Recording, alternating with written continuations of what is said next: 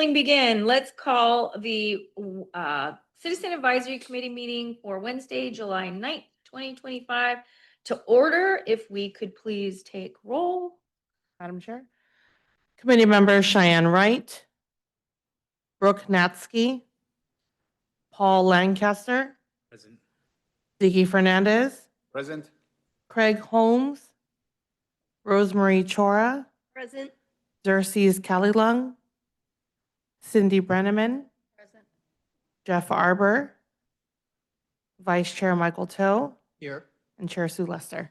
Here. Thank you. And I do believe that Brooke and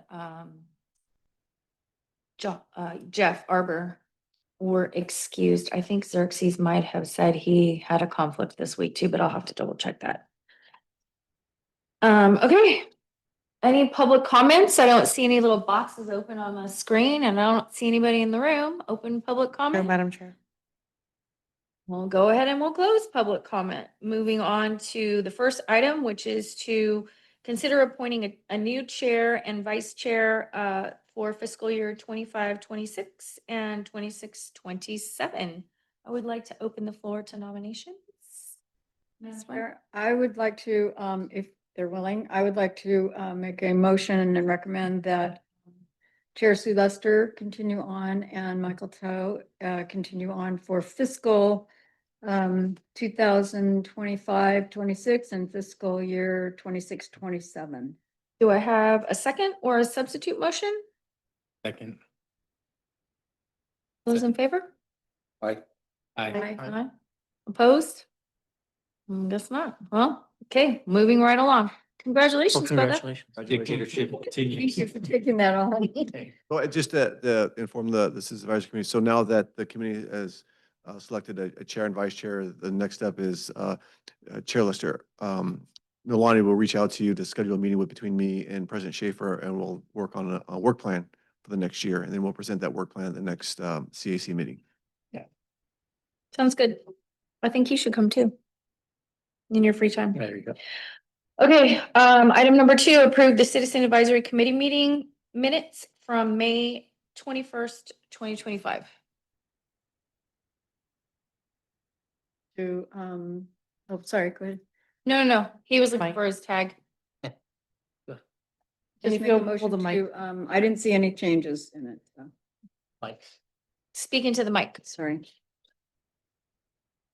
Red's on you. Red is on. Make a motion to accept the minutes as filed. I didn't see anything that needed to be changed. Have a second? Second. All those in favor? Aye. Aye. Aye. Opposed? Seeing none, moving right along. Item 3, to review CMSD's emergency prepared. Thank you, Madam Chair. So yesterday, I gave this report to the Board of Directors to inform them what we've been doing in the past years to prepare the district in event of a catastrophic disaster like an earthquake. So we thought it'd be a good idea to present the same report to the committee for tonight's meeting. So I must say though, in the 15 years I've been here, we've made tremendous progress in emergency preparedness. When I first arrived here, we really didn't have any kind of preparedness. It was pretty much dependent on the city of Costa Mesa. We didn't have an emergency operations center. We didn't have an emergency operations plan. We didn't conform to SIMS, nothing like that. So over the last 15 years, like I said, we made tremendous progress in being better prepared for an event like a catastrophic disaster, an earthquake, or high winds or fires.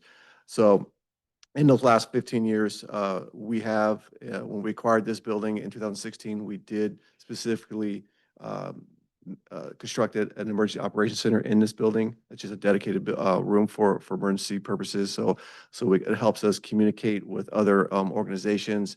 It helps us also communicate with staff out in the field, gives us the eyes and ears of what kind of resources are needed out there. In addition, we did acquire, which I was very pleased we were able to do this, we did acquire the county's 800 megahertz radio system, which is managed by the Sheriff's Department. And the benefit about the 800 megahertz radio is that we can communicate with any agency, any public agency in the county. All our field staff has handheld radios, and then we have a base radio here at HQ and at the yard. We also have what's called our government emergency telecommunication services. So this little card, every staff has one of these cards in their wallets, and it allows us to give priority phone calls on cell phones or a landline. So if the cell phone towers go down or landlines go down, we use this card, and I don't know for some how they do it, but they give us priority calls so we can communicate with each other. So all our staff has that.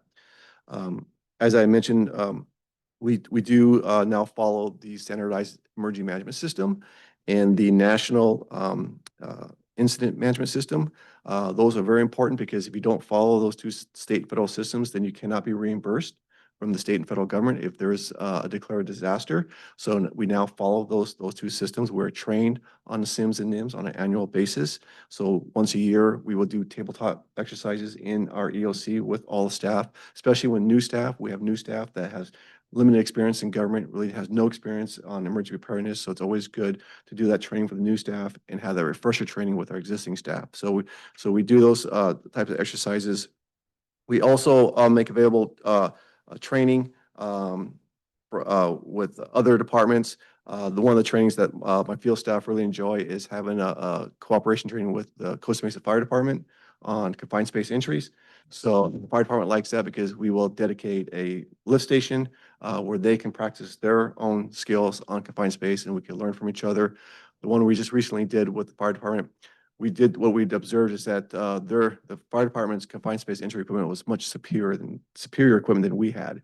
And so we learned from that. And so now any of my staff that want to perform confined space entry, they get a dedicated duffel bag with their name on it. In that bag is their own harness, their own hard hat with flashlight, their own gloves. So if there is an emergency and they want to do confined space entry, they just grab that duffel bag and off they go. In the past, we would have harnesses that everyone would share. And so everyone's different sizes, right? And so if someone goes into the lift station and that harness doesn't fit, well, it takes some time to put it on, get adjusted, make it a fit. That takes time.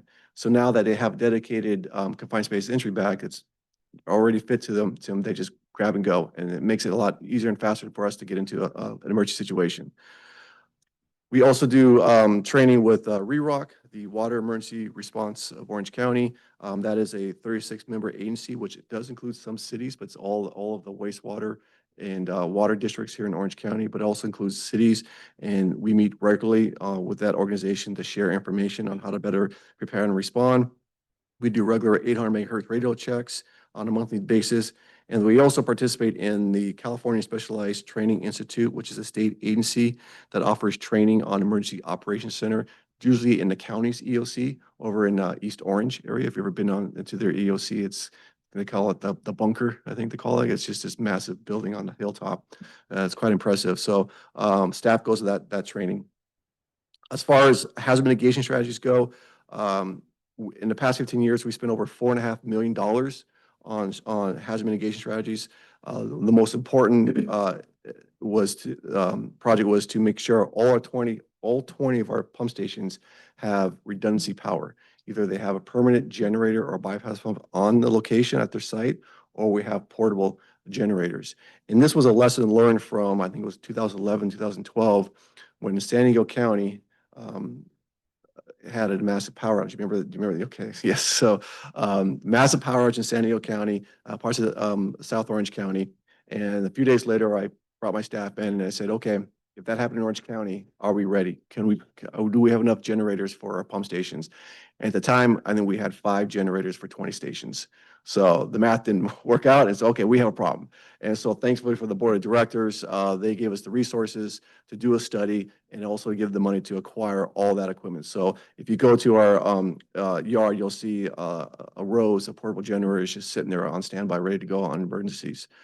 We also did a seismic study on our lift stations. And that seismic study determined that our electrical panels at our stations were not bolted to the foundation, and so they could easily tip over on a seismic activity. So we make sure all our enclosures are bolted to the foundations, so they're secure during an earthquake. And then we also, most recently, the board has approved purchasing portable lay flat hose system that will allow us to respond to the Eldon Pump Station, which is our largest stations in our system. So it's about 8,000 feet of 12-inch lay flat hose that we can connect to our Eldon pump stations and run it along Mesa Drive and onto Newport Avenue and onto a gravity line over by City Hall. And then the board has also given us directions to ensure that all our force mains now have redundancy pipeline. So that means a secondary pipeline. So if one of the pipelines break or have a sewer spill, all we have to do is flip a switch and now the flow is diverted to that new pipeline. Right now, we have 2 stations that have redundancy pipelines. We have a third one that's going to be under construction here real soon. And of course, the big one is Eldon Force Main, which we're finishing up designs and hopefully we're keeping our fingers crossed. We're trying to get some federal money to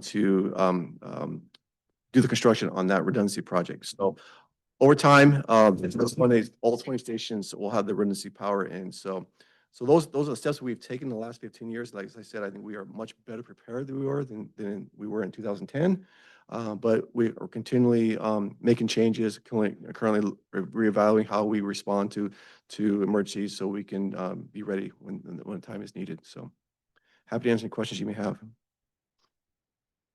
Comments? Rosemary? Son, can you comment or provide information on mutual aid or MOUs for mutual aid? Sure. So we have REROC is a great mutual aid agency for us. So if we needed resources, that is one way we would go to REROC. But as you also know that to follow mutual aid, you have to follow the SIMS standards. So first, if we need mutual aid, we'd go to the county, and if the county can't get us the resources, they go to the state's Cal OES regional offices, and if they can't get it, then they go to the state and so on. So we do have REROC's coordination. We also CalWarn was another state agency that we participate in. That's a state agency.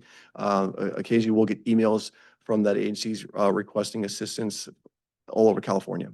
And so if we need this mutual aid, that's another resource. Most of the mutual aid is like regional partnerships. You don't have specific MOUs with like a neighboring agency or like I know some systems will have a contract in place, say with a heavy equipment rental company where they have the list prices. So they've got that contract or that agreement in place should an emergency arise, that this equipment would be prioritized for this specific agency at this specific price. So I was wondering if you had specific contracts and MOUs or just general regional partnerships. Just generally regional contracts, because we're assuming that if there's a catastrophic disaster, everyone's going to be on their own. No one's going to be really available to offer any kind of resources because they're going to be worried about themselves. So that's kind of the attitude we're looking at. So we want to be self-reliant, self-efficient if we can. If we need any resources, we're going to go regionally because they're going to have the resources available for us. Thank you. I know this is specifically directed at natural disasters, large disasters where you're concerned about obviously keeping services up and running. I know the district also has, like, just for your guys' clarification, you have emergency plans for like in the event of a fire or an active shooter or domestic violence altercation or any other type of quote emergency situation that could happen on your property here. Yes. Because we reviewed it in the code. But do you guys practice those types of situations annually or retrain people on those types of things? I know those aren't things that happen very often. What we do in the workplace violence, because there's a state law that requires us to do that now. So we have to, in fact, we're scheduling one here in about a month. I think we're going to be scheduling. So that is, we are on an annual basis. Workplace violence is going to be continually. We do regular evacuation drills. We do regular earthquake drills, you know, to drop and hold on a desk. Those are some of the drills we do regularly. I don't know what are the ones you're referring to?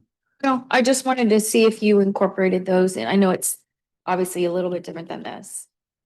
Perfect. Any other questions or comments? I think this is an excellent plan. Great job on getting all the generators into the board. Good job. Thank you. Okay. Just moving right along. The 2025 compost giveaway and shredding event. Yes, thank you, Madam Chair. So I think we've mentioned this to you before, but we want to reiterate the success of this program. It's becoming one of our most popular events in the community. This event occurred on Saturday, May 31st, over at Orange Coast College. We had a total of 750 vehicles drive by the event.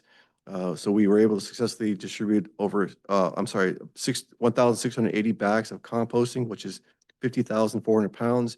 We also collected 11,000 pounds of paper that were shredded and diverted away from the landfills.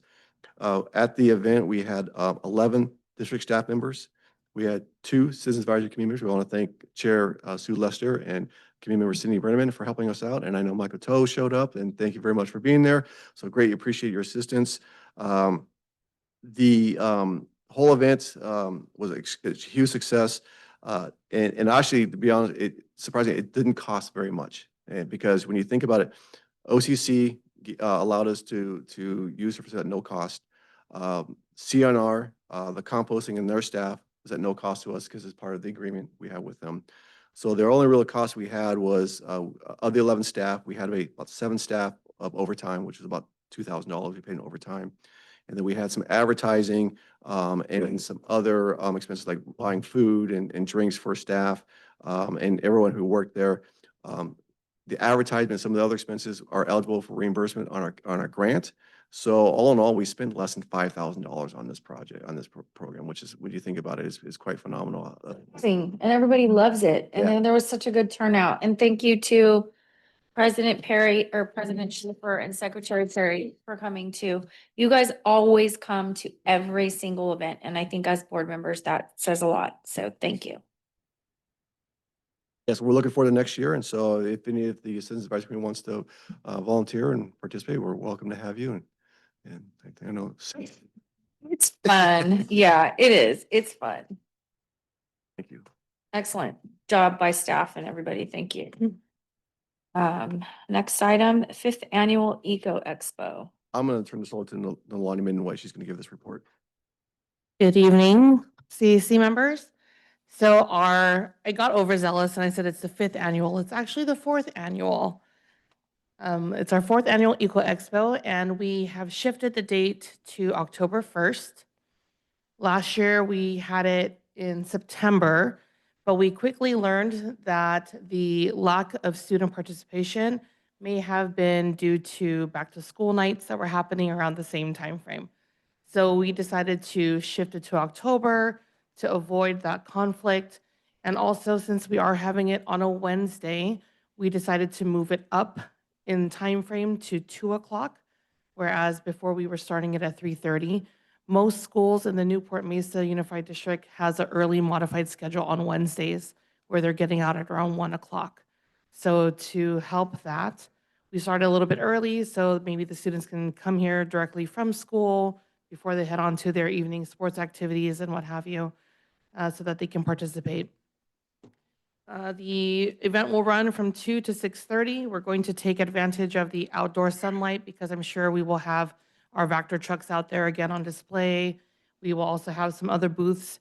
In the past, we've had the Orange County Gardening Club.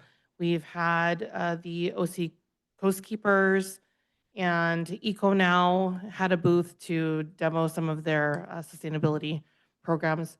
So this report is actually to field to the CAC to get your input on any other booths or tabletop exercises, anything that you would suggest that may be of help informationally to the public, and to also ask for you to help and attend and volunteer.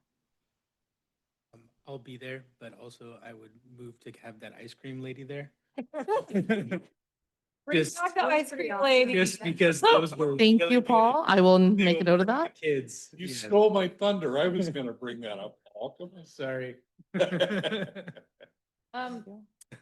I know we've done something similar to this in the past, but it might be helpful if we have an area of, not like obviously the Discovery Cube did, but where you set up an area and it shows people what goes where, not just necessarily a flyer, but I don't know. Look, people are confused, for instance, where you put dog poop. They're like, well, it's organic. It goes in the organics. And it's like, no. It doesn't. But if we could have kind of a little setup where people could actually like hear all the things, put them where they go, that might be kind of helpful, or even a setup, and I think you brought this up one time, somebody did, about how can we show people to be more efficient in their home so they can transition the things that go in the right place to the right container outside. Because that's a big one I've heard from people is, where do you expect me to put all this stuff that I'm separating? I don't have the space for it.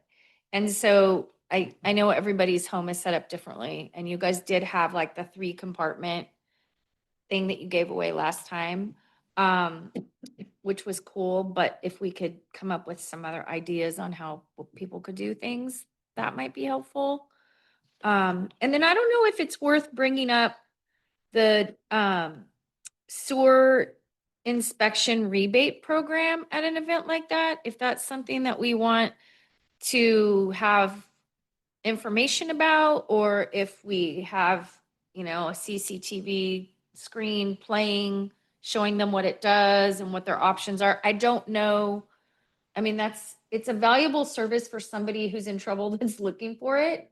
But I also think maybe people in older homes that are going to run into a problem might go down the road of doing a preemptive type inspection as opposed to waiting until everything backs up and they have things that aren't working. I don't know. Those were really kind of the only ideas I had. Great, thank you. Anybody else have any ideas? Rosemary? I really enjoyed the mixing of non-toxic cleansers with I don't know if it was like a fragrance, a cleaning solution. What I liked about it was it also had the recipe on it. And so when I actually ended up finishing using it, I just went out and bought the supplies, and then I ended up telling my coworker about it, and she's like, "Oh, I'd love some." And then I made her a bottle. And so I think I've converted a few people, which I thought was kind of neat. And I should have done this years ago, but no. So maybe either that same thing or even something a little different, because I know there are different like glass cleaners you can make out of vinegar, or I don't know what, but I just thought it was very interesting and Useful, very useful. practically useful. Yes. We already have a pre-existing digital resources that the Costa Mesa Sanitary District's already put together. I mean, if you can have some kind of like a main menu QR code to allow access to all those pre-existing digital resources, I think that would be great. So once you enter the expo, then you just literally just take a picture of the QR code and it opens it up. Because it's not just the one-time thing, it's actually multiple impressions that really are become effective. And so, and you also might want to consider what we call location-based marketing. And so when you're there, it's like when you enter like Lululemon and all of a sudden you're like, you go something like this is, oh, you're in Lululemon, here's special deals that we're having on this thing. So anyone that actually enters that, there's a location-based type of marketing that will open up all the pre-existing digital resources that we already have. And so you might want to look into something like that. So it's not something that you don't have to take a picture of. It's just by just being, you just by being in that area, you will get digital marketing based on your location. Do we have technology for that? We don't currently, but we will definitely look into that. Thank you. It's super easy. It's like whenever you go to a store, like how do they know I'm at Lululemon's or something like that? Oh, yeah, because it does the GPS, it switches to, It- like, you it- can be monkeying around on an app or something at home, but then you walk into the store and it's automatically changes to your location. It's location based. And so that if they're going to be at the expo, they're going to be, it's like you volunteer yourself by being there. And so it takes away the volunteering to take a picture. Yeah, that's interesting, because you guys have an app, right? You guys The have the benefits- sanitary the benefits district app. that you guys provide are phenomenal. Just hardly anybody knows It's just, about them. Because- nobody, Right, right. takes an effort to do it. So, but Yeah. when you go to a store, it's just gonna know that you're at the Apple store. And then you're gonna get all these Apple Store, digital reminders that, you need Apple products. And so when they come into that expo, they're gonna be opened up to the pre-existing. We don't have to create any new media because it's already exists. It's just now it makes them available to Attach it. exactly. But it's location based. We'll look into it. Yeah, that's phenomenal. That's a great idea. What was last year's attendance number? Do you recall? The last Was it- couple years? Close to 300? Yeah, it was over, it was. Peter wasn't 300, there. 300. Okay. Yeah, good turnout. Yeah. And not only the people going in, but people just driving by the event will also become location-based volunteers also as well. So Kind of awesome. I don't know how any of that works, but you just have to ask, and it doesn't cost that much. We'll look into it. awesome. Thank you for your comments. Any other suggestions, questions? I thought everything you guys did last year was great, but I know it's always fun to switch it up and add new stuff and All right, I got an idea. I mean, I don't know. How about a little game where you have like the 3 bins and you have a contest to see if you have the right item to throw in the right bin for the kids? We'll So they go, oh, here's this item, you could have like the categories and go, okay. Oh, you won a recycling prize. Kids would like that. yeah, or that's where they get their free ticket for an ice cream. Yeah, oh, yeah. Give them a gift they're already entitled to. I think the district has that game already in. Sounds like you would. They've done it at the An conservation original department, idea. or I've seen it there. That's what we do. I think I got mental telepathy from that other person. Loved it. Okay, is that it on the Eco Expo? I'm sure we'll have some volunteers and people who will attend. Thank you. That we can lock in maybe at the next meeting, which is in September. So it's plenty of time for us to get more people to volunteer. Committee member comments? Anything? I have just one for you guys, as it relates to the the recycling center at OCC. It's terrible. The one in Santa Ana is, I know it's run by OC Recycling, and that's why I want to make sure it's not a reflection on OCC, because OCC is not running it. They have the contract with OC Recycling. But the people are not nice. They are not helpful. They do not speak. You say hello to them, they ignore you. You ask them a question, they don't answer you. They just tell you, well, if you don't like it, or you have a question, or you're not comfortable, then just take your recycling stuff and leave. I saw them say that to somebody and I experienced it. And it's kind of scary over there. So I don't know anybody that you might talk to. I think I'm gonna hit up Mike Carey, because I know obviously he used to run that place over there and he's still in contact with people. But I would hate for the district to encourage Costa Mesa residents to go there and have them be treated badly. Where's the one in Santa Ana? Is it Edinger Yeah, Off of or Dyer? Edinger. Yeah. Edinger, yeah. Yeah, Right you, across from the Home Depot. you take the Big. 55 and you get off at Edinger and you go left, and it's down like maybe a mile on the Right. right-hand side. And the volume that they do there is astounding, but they're very nice. Their people are very helpful.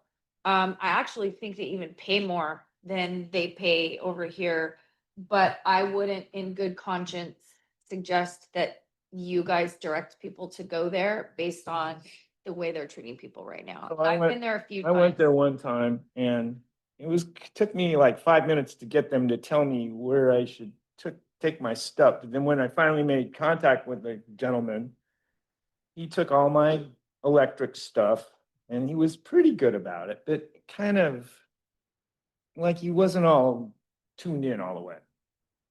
I've been there 3 times and it's been worse every single time. And the last time I went there, I won't go back. And it's so close. I would rather drive to Santa Ana. It's, Wow. and it's never crowded. either. Um, and I don't know if part of it is the word getting out, part of it is the way people are being treated, if the prices are different, I don't know, but it's not good. So I just wanted you guys to be aware of that. So we're not like, woohoo, go there and then Yeah. people get Sure. treated poorly and get upset with people at the district for directing them that way. Intel, thank you. I have a couple of comments. Thank you, Madam Chair. I just want to say that the shredding event and the Echo Expo are both my favorite events. They're great events. You guys doing a phenomenal job. I don't know if I ever said how nice the landscaping is. I keep wanting to mention the landscaping. Every time I'm on Red Hill and I pass it, it's like, it just looks really, really nice. So congratulations on landscaping. It looks beautiful out there. On the work for your work plan, when you guys have your meeting, I should have mentioned this at our last meeting when we were talking about the battery program, but since that program, I mean, we give them quite a bit of money. We give the winners, the top three, a pretty good sum for the recycle of those batteries. A thought might be to bring the top three winners here to before one of our meetings and maybe do a little presentation, give them their check here, do a little, and because it's usually recorded, right? So that way it kind of encourages, maybe we get the rest of the schools to participate by doing that and just give them a little certificate and congratulate them. We can do it really quick and bada bing, they're out of here. Board, yeah, present, yeah, have the Just a board. thought. That's a great idea. And then just thank you for jumping in and saying yes to being chair and vice chair again. And Well, the pay is so great. Yeah. Thank you. That's it. So, Any other committee members have a comment before we move to staff and board members? Nope. Board members, But. comments? do you have any comments? No. Comments, jokes, interjections? It's been a long day. Okay, that's a big fat no. Well, Congratulations to you two. Thank you. thank you. All of you, thank you for, Just a note to the CAC that the September 10th meeting is going to be a joint meeting with the Board of Directors.